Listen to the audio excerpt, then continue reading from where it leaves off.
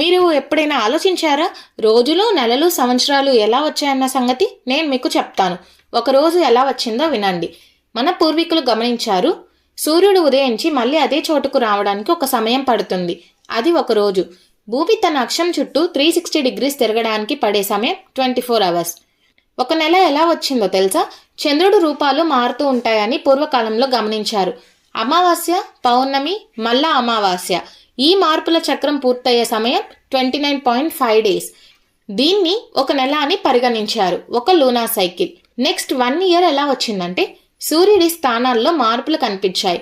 ఉదయించే దిక్కు మారుతుంది, ఋతువులు మారుతున్నాయి, వేసవి, వానలు, చలికాలం.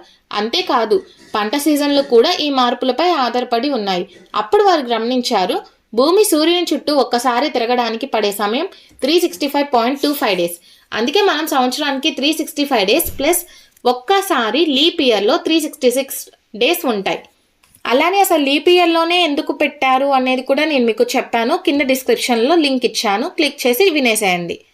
ఒక క్లాక్ లేకుండా, ఒక్క క్యాలెండర్ లేకుండా భూమి, సూర్యుడు, చంద్రుడిని చూసి నేర్చుకున్న మన పూర్వీకుల్ని తెలివితేటలు అనుభవిస్తే ఆశ్చర్యమే. ఇదే నిజమైన సైన్స్, నిజమైన పరిశీలన శక్తి. ఇలాంటి సింపుల్గా ఉన్న దాని వెనుకున్న సైన్స్ కానీ నిజాన్ని కానీ తెలుసుకోవాలంటే టెల్జాన్లో సబ్స్క్రైబ్ చేసుకోండి.